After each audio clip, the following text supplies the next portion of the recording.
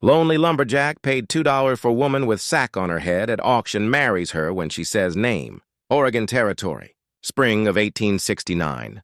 A weathered trading post beside the Oregon Trail. The aroma of parched wood, animal perspiration, and pipe smoke lingers heavy in the atmosphere. Surrounding the improvised bidding platform, merely boards fastened to cart boxes. A group of fellows assembles. Coarse palms, weary stares, yearning spirits, and empty essences. The sort of spot where even respectability neglects to pause. A fellow in a worn azure waistcoat and tarnished lawman's spin pounds a timber mallet against the pillar. "All right, final item today," he yells. She lacks a title. Hasn't revealed her features. Bag over her skull since Missouri. Claims she can labor. Claims she'll comply. Opening offer, $2. Who's daring or intoxicated enough to wed the enigma? Chuckles erupt like a lash. Perhaps she's a sorceress beneath that fabric, one guy hollers. Or a lifeless body, another remarks. Might as well tie the knot with the cursed bag. A couple of men hawk into the soil and pivot away. Others linger to observe, elbowing one another, anticipating someone reckless enough to lift a palm.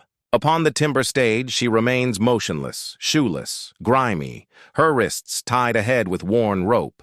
The burlap over her head is discolored, oversized, secured firmly at the throat. Only her respiration exposes her dread.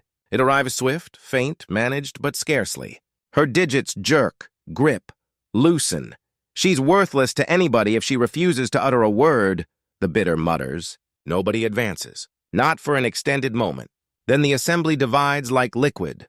From the rear, a lofty shape strides ahead. Wide frame under a rough jacket, a countenance obscured by the edge of a dark cap, battered yet tidy. His footwear is laden with dirt, his top damp with effort, and his axe handle is bound in hide bands. A fellow who has existed more among foliage than folks. "Two," he declares.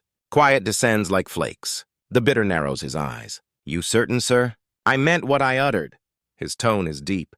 Not furious, not keen, just assured. A handful of men chuckle. Must be in dire need. The bidder coughs, uneasy now. "You don't wish to view what you're purchasing."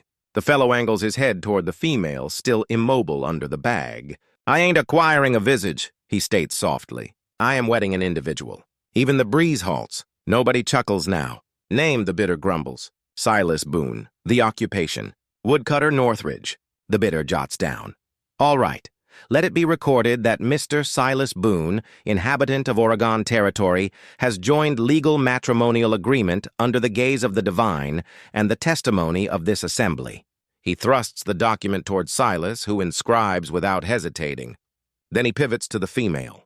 "You're now officially married, ma'am. State your name for the ledger." The bag moves a bit. No noise initially. Then very gently, so gently one must bend forward to catch it. The tone emerges. "Annabelle Crow." Silas stiffens. The group inclines closer. The bidder lifts a brow but remains silent. Silas's gaze expands. Just a flash. Then it firms once more. Locked on the bag. On the tone that now resonates in his thoughts 3 seasons past in the frost in the gloom. A tone he never erased. A title he never encountered until this moment. And abruptly the woodland quiet, the crimson snow, the blaze glow in that icy cavern. It all surges back. He descends the platform gradually. Takes the female's limb, not harshly, not hastily, just solidly enough to convey, "You are secure now." Nobody halts them as they depart. Not a syllable from the assembly, just the groan of footwear across boards, and the murmur of a title that still quivers between them. Annabelle Crow, the woodland enveloped theme as they proceeded, the path shrinking to a strand of shattered fir needles and compacted soil. The illumination faded under the overhang, sunlight filtering through the dense branches like it too was uncertain whether to draw nearer. Annabelle uttered nothing. The burlap still shrouded her head, pulled snug around her throat, the borders fluttering in the twilight gust. Once the breeze snagged it enough to pull laterally, she extended up immediately, correcting it with both palms, maintaining her features concealed.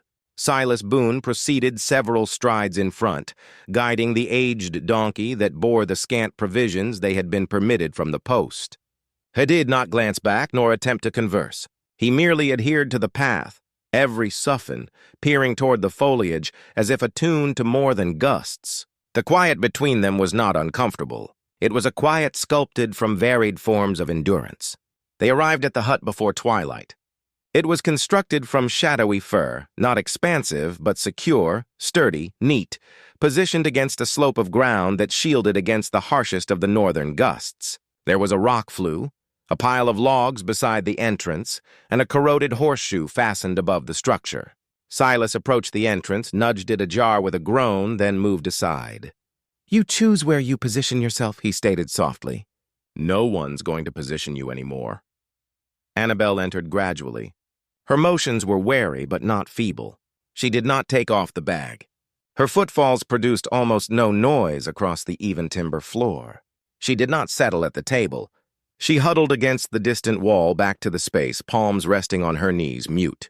Silas entered after her, set a package of kindling near the fireplace, and started to tend the oven. No inquiries, no orders, only the sporadic noise of metal moving or liquid simmering.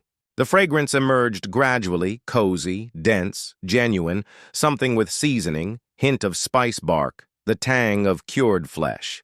He labored in cadence as if he had performed this 1,000 instances prior. Annabelle did not stir. When the meal was prepared, Silas set a timber dish near her. She recoiled a bit but did not pivot. He settled at the table with his own dish, neither hastening nor gazing. After a few moments, her tone emerged muffled but clear. "Oh, what is this?" Silas glanced at his dish, mixed once, and stated, "I name it the supper for the final one enduring." A hesitation, then a soft noise, nearly a puff of amusement but suppressed, pulled back. He continued, "Used to prepare it for myself after extended days in the forest. Then I began preparing 2 dishes, even when there was nobody to consume the second." She pivoted her head a little, enough to peek sideways under the border of the bag. On the seat next to him rested a second dish, matching vapor ascending from it. "Nobody else in the space." Silas motioned toward it. "I used to arrange it for my spouse after the conflict, after the foliage claimed more than they provided. Just a method to indicate I returned home breathing again." He hesitated. "Now I arranged it for you and for her." The quiet persisted. The flames snapped. Annabelle extended for her dish gradually. Her palms quivered slightly, but she clutched the utensil and pulled it beneath the burlap without taking it off. She consumed in quiet every morsel, tiny, cautious, but she completed it. That evening, while Silas cleaned the dishes in a metal tub near the oven, Annabelle stayed by the wall, her knees pulled up, limbs encircled around them, observing, not uttering. But for the initial time since he encountered her, she was not trembling. That evening, after the flame shad reduced to a consistent shine and the final remnants of dinner had been cleared from the dishes, Silas sat solitary before the fireplace. He had not ignited a lamp. He did not require it. The blaze illumination was sufficient, throwing extended shadows that swayed along the timber walls like hushed recollections. Outside, the gust wailed through the foliage, extended, deep, and known. He bent forward, elbows on knees, allowing the heat caress his features. But it was not warmth he felt, not entirely. It had been 3 years ago, a winter thicker than any before, the kind of cold that turned pine needles into glass and lungs into fire. He had gone too far north for timber. Greedy for wood, stubborn with pride, he slipped on a slope, twisted his leg, and fell into a snowbank where no trail existed. By the time the snow covered his back, he had stopped fighting. But then hands rough, calloused, a pull, dragging him. He remembered the pain, the jarring weight of his body moving against rock, then darkness. He awoke to fire, a small cave hidden behind a curtain of ice. The fire cracked and hissed beside him, and the smell, something earthy, bitter, like boiled bark, filled his nostrils. Across from him sat a figure, a woman. Her face was hidden beneath a sackcloth tied carefully, just like the one in the cabin now. She wore layers of scavenged wool and leather, boots stitched from scraps. Her hands moved with precision as she poured a ladle of steaming liquid into a tin cup. When she spoke, her voice was neither high nor low, only soft, measured, tired. "You do not need to know who I am," she said, "but I am not going to let you die." He had tried to speak, but no words came. "Drink this," she continued. "It is pine bark and dry lichen. It will help the fever." He remembered the taste. Bitter, but he drank. She had wrapped his leg, set it against hot stones, kept the fire going through the night. He faded in and out, fighting the cold, the pain, and whatever dreams tried to steal him away. When he woke again, morning, light, blue, and cruel, she was gone. Only the fire remained, low and guarded, and beside it, folded neatly, was a square of cloth, embroidered purple flowers, stitched in uneven thread no larger than a palm, a token or perhaps a message. He kept it, still had it, folded inside his coat pocket. And now in the cabin behind him, a woman sat with the same voice, the same quiet hands, the same sackcloth over her face, and a name, Annabel Crow. He closed his eyes, leaning further into the fire. He did not need proof. He had felt it the moment she had spoken on that auction stage. Not the name, the sound. The woman who had saved him had not wanted to be seen, not wanted to be known. And here she was again, still hidden, still nameless to the world, but not to him. He did not tell her that night. He let the memory live inside him, a silent agreement between past and present. He glanced back toward the small shape huddled near the far wall, sack still on her head, back still turned. The same fear, the same need to disappear. But this time, Silas thought she was not alone. And that maybe was the start of something that could live beyond snow. The forest held its breath that morning. Mist clung low to the roots, curling around the base of the trees like secrets too shy to rise. A soft wind passed through the needles above, high and slow, as if even it did not want to interrupt. Annabel stepped outside the cabin alone. She moved quietly, arms folded across her middle, and walked toward the tall pine that stood like a sentinel at the edge of the clearing. The sack still covered her head, but her steps no longer wavered. Her spine was straighter now, not proud, but no longer bowed. At the base of the tree she sat. She turned her face slightly to where the early sun cut through the branches. She reached up with trembling hands and loosened the knot behind her neck. The sack slid up just far enough to let her breathe open-faced to the wind. Her mouth, her nose, a sliver of cheek. It was not defiance. It was a beginning. Elias saw her from the side yard where he knelt beside a wooden basin, oiling the teeth of his saw. He did not rise, did not call out, but after a moment he spoke low, steady, as if saying it more to the trees than to her. I once got hurt bad.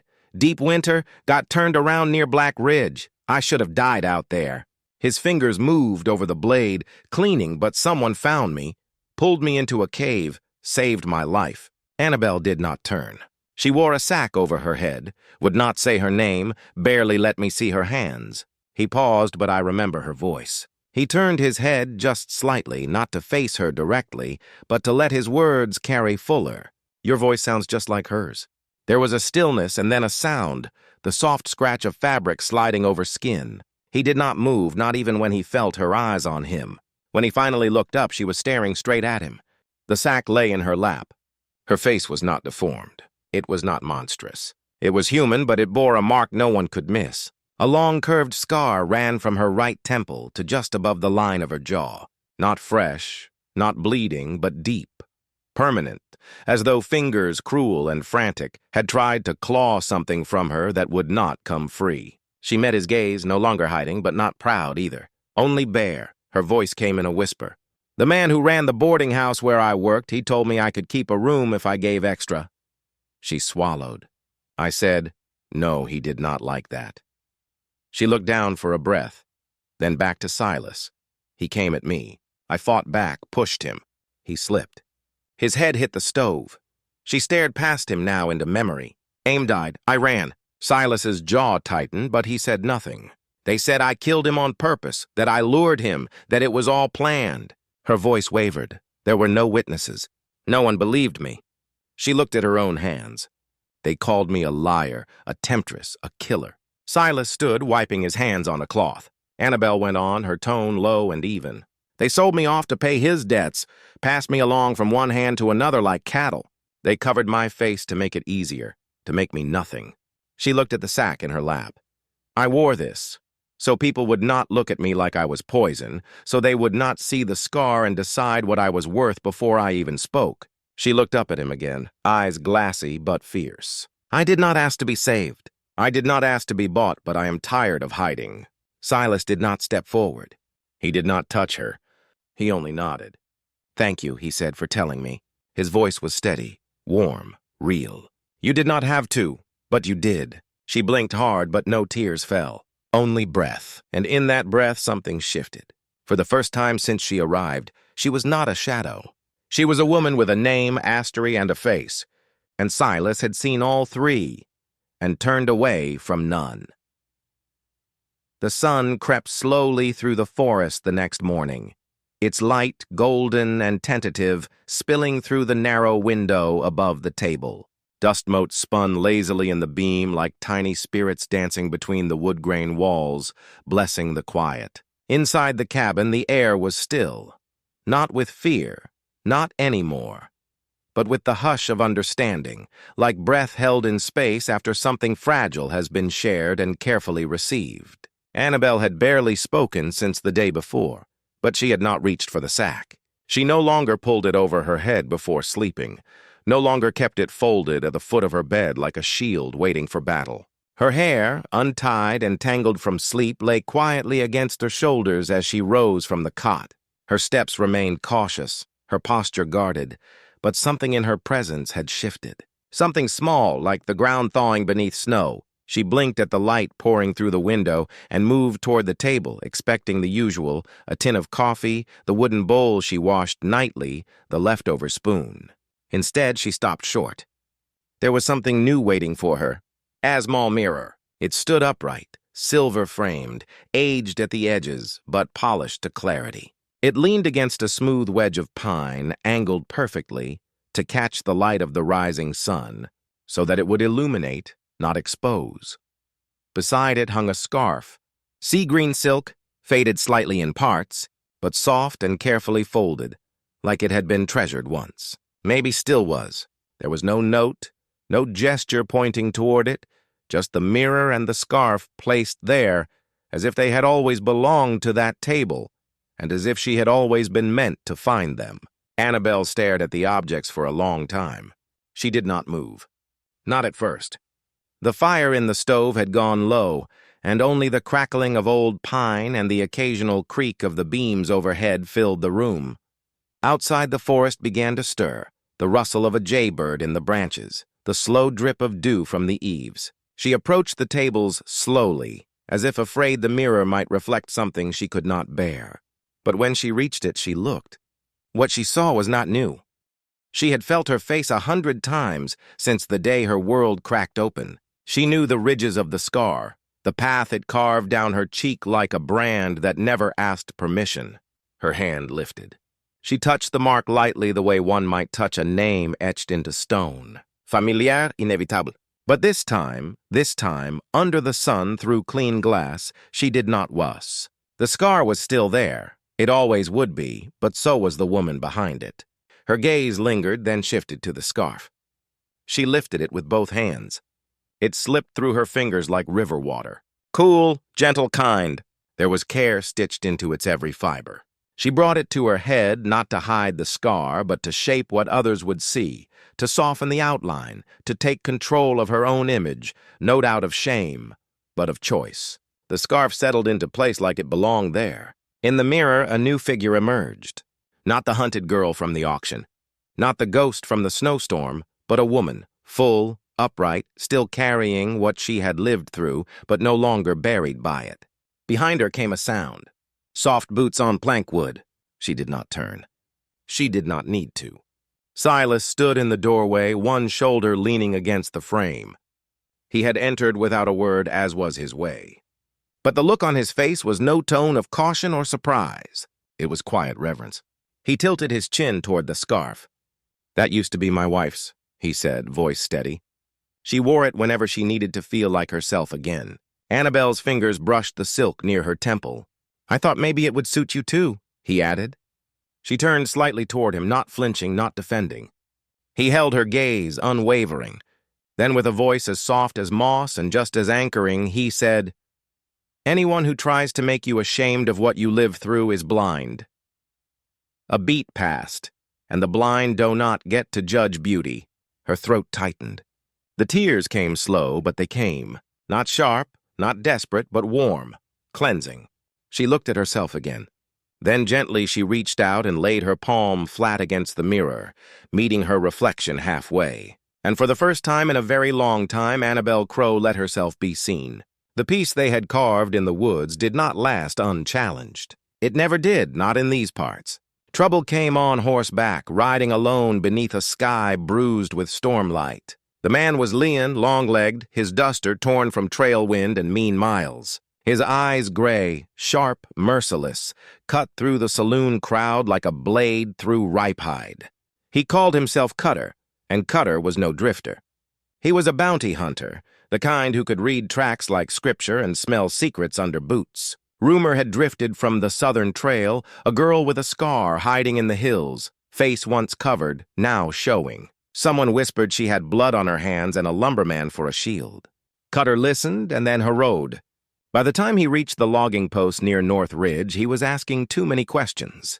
He posed as a lost traveler, claimed he was seeking work with the timbermen, said he heard tell off a man named Boone who lived deep in the woods. Silas met him by chance near the supply shed. One look and he knew, not by the words. Cutter was polite, measured, but the way he scanned the treen, the stillness in his stance, it was the stillness of a snake just before the strike. Later that evening, Silas returned to the cabin. His face was colder than the wind. "He is hunting you," he said simply. Annabel did not speak at first. She stood by the stove, stirring soup that had gone thin with memory. Her eyes were steady but far away. Then, without a word, she crossed the room, opened the wooden chest at the foot of the cot, and pulled out the old sackcloth, folded neatly, untouched since the morning she had shed it. She held it in her hands for a long time. "I will wear it again," she said quietly. "One more time." Silas looked at her. "You do not have to." Her eyes met his. "This time I choose it. Not for shame, for strategy." They laid the plan together that night. Annabel would ride east through the old fire road. Wearing the sack, Cutter would follow. He would not resist a girl alone, scarred and covered, a ghost reborn. Silas would take the mountain pass, ride cross, and meet with the sheriff in town. If the plan worked, Cutter would follow her straight into the trap. And it did. At dawn, with the sky barely blushing, Annabel mounted Silas's second horse and rode out, sacked tight over her head, heart hammering. She did not tremble this time. She looked forward. By sundown, Cutter had taken the bait. He followed her deep into the eastern rocks, where Silas waited with the sheriff and 2 men from the Ridge Patrol. Cutter drew first, but not fast enough. He was disarmed, bound, and thrown over the back of his own horse, charged with unlawful pursuit, attempted assault, and intent to kill. Annabel watched it all from the hilltop, her form still hidden beneath the sack. Only once Carr was gone did she ride down. When she reached Silas, he stepped forward to help her down from the horse. She let him. Then, slowly, she reached up and duntied the knot at the base of her neck. The sack slipped free. She folded it twice, then held it in both hands, staring at the fabric. Silas watched her, unsure of what she would do. She looked up at him, her expression quiet but no longer afraid. "It saved me one last time," she said. "Not because it hid me, but because I used it." He nodded. "Then what will you do with it now?" She looked at the trees, at the fading trail, at the world she had once moved through like a shadow. She folded the sack one more time and tucked it beneath her arm. "I will keep it," she said softly. "Not as a cage, but as proof." Silas raised an eyebrow. "Proof of what?" She smiled. "That even what was once my prison can become my shield if I choose it to be." And for the first time there was light in her voice. Not the light of laughter, but the light of a woman who had lived through the dark and now could name it. It was mid-afternoon when the knock came. A slow, uncertain tapping. Not the kind of knock that demanded, "Ha!" but the kind that asked permission. Silas opened the cabin door to find a woman standing on the porch. Her dress was worn, travel-stained, and her boots carried the red dust of long roads. Her skin was dark, her posture straight, her eyes cautious but kind. She held her hat in both hands. "Name's Mavis. Mavis Green," she said. "I used to work at the Ridley house, kitchen help. Cook, mostly." Behind Silas, Annabel stepped into the doorway. She froze when she saw the woman. Mavis took a step back, then stopped herself. "I heard you were up this way," she said quietly. And I figured it was time I stopped being a coward. The wind rustled through the pines as silence stretched between them. I saw what happened that night, Mavis said. Saw him drag you into that back room. Heard you scream. Heard the crash, but I did not speak up. I needed the job. I needed to eat. Annabelle's fingers tightened against the door frame. I am not proud of that, Mavis continued. But I can make it right now if you will let me. Later, over tea at the table, Mavis recounted everything. Details only someone who had truly been there could know. She described the bruises, the blood, the silence that followed. I should have said it back then, she whispered. But I will say it now. You were telling the truth. With Silas's help, they wrote it all down. Mavis signed the affidavit in strong, careful penmanship. The letter was sealed and sent to the nearest judicial office by horseback courier. Weeks passed. The forest grew greener. The sky turned warmer. Then one morning, the sheriff rode up with a single envelope in hand. Silas opened it on the porch, read it twice before walking it inside. Annabelle took it in her hands. The words were few. Charges against Annabelle Crow dropped. Case closed, warrant rescinded. She read them again and again. Then she walked outside, past the firewood pile, past the horses, and down to the treeing. She found the old pine, the one she had once buried her sackcloth beneath. She sat at its base, running her fingers through the moss, breathing. She did not cry. She did not laugh. She just closed her eyes.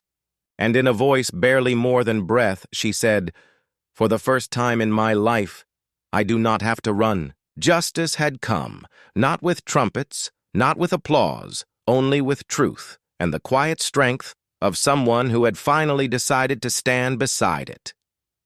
Spring came gently to the ridge. The trees, once bare and brittle, now wore soft buds, like promises waiting to bloom. Mist still rolled in at dawn, but it was thinner, lighter, as though even the fog had grown tired of hiding. Birds sang again. The river moved with purpose. The forest felt forgiving. Silas had been busy. With spare wood and a quiet kind of care, he built a modest canopy just outside the cabin, near the edge, where wild flowers began to claim the grass. It was nothing grand. 4 upright beams, a simple arch draped in linen, but it stood strong like him. They invited only a few. Mavis came, smiling wide in a dress that did not match, but still suited her spirit.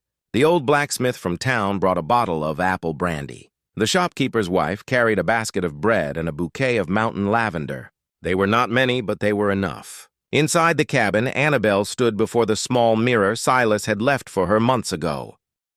Her dress was plain muslin, hand-stitched, the color of cream, but it fit her perfectly because she had made it herself with steady fingers and quiet nights. On her head she wore a veil. It was made from the sackcloth, the same one that had once hidden her shame, her fear, her name. But now it was something else. Silas had washed it, sun-dried it, and cut it with care. The edges were sewn with white thread, the kind used for mending old linen. And on the corners, embroidered in faint purple, were tiny wild flowers, almost identical to the ones stitched into the handkerchief she had once left behind in the snow. When she stepped out of the cabin, the forest fell still. Silas stood beneath the wooden arch, hands folded, heart full. He had trimmed his beard, polished his boots, and ironed the only shirt he owned without sap stains. But none of that mattered when he saw her. She moved slowly like the earth had finally given her permission to be seen. And she was beautiful, not because the veil covered the scar, but because she had chosen to wear it again on her terms. As she reached him, Silas took her hands. His voice was low, but every word was steady. No matter what covered your face, he said, you were always the woman I chose from the start. He paused, looking into her eyes. And now you are the woman I vow to stand beside to the end. Annabelle smiled, not with the caution of someone who had been hurt, but with the peace of someone who had finally healed. He whispered, and I vow the same. There was no priest, no vows read from books, just them and the trees and the people who mattered most. And when they kissed, soft and sure, the wind picked up just enough to rustle the linen overhead. A few drops of rain fell, light as breath. Mavis leaned close to the blacksmith and said, Not quite allowed. Never thought I'd see a burlap sack turned into a wedding veil. Then after a beat she added, Never thought it could be so damn beautiful. The blacksmith chuckled. "Ain't the sack," he said. "It's what she turned it into." Later that evening, as the fire crackled and laughter mingled with birdsong, Annabelle sat beside Silas on the porch. The veil lay folded in her lap. She ran her fingers across the embroidered edge. "Funny," she said. "This thing used to mean everything I feared." He looked over. "And now?" She smiled. "Now it means everything, Icos." Silas nodded. He reached over, lacing his fingers through hers. They sat that way until the stars came out, and the forest, once their prison, no-welled them like home. And so beneath the towering pines and a veil once born of shame, Annabelle Crow and Silas Boone found what so many had lost on the frontier. Peace, not in forgetting the past, but in reclaiming it. Their love did not erase the pain, the scars, or the silence, but it turned what once bound them into something that could bless them. Because sometimes in the Wild West, survival was not just about holding on. It was about choosing what to hold on to. Thank you for riding with us through this journey of redemption, courage, and quiet devotion. If stories like this move your heart and stir your soul, do not forget to subscribe to Wild West Love Stories, where love rides farther than fear, and even the roughest trails can lead home. Tap the bell so you never miss the next tale. Until then, ride steady, love deep, and remember, where bullets missed, hearts did not.